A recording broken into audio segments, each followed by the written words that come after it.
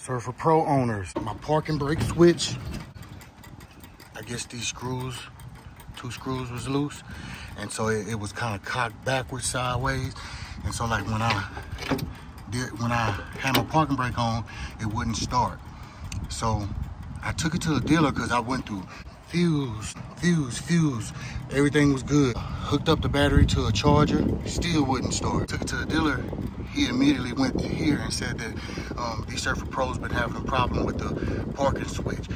And told me he was going to keep my mower for 2 weeks just to do that. I loosened these 2 bolts, and you could just turn it and pull it, you know, make it where it rests on this hump right here. So the cause of the problem is this, what's this called?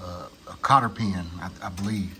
This cotter pin is hitting the switch right here, and it knocked it off.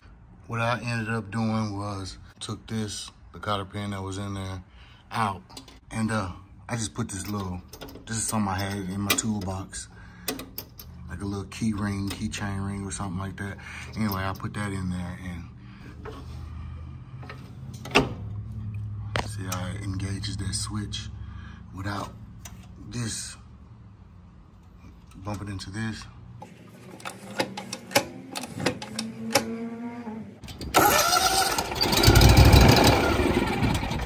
Good. So yeah, guys, just be aware of this parking brake switch right here. Make sure that these bolts are tightened and that it, you know, it's oriented like that.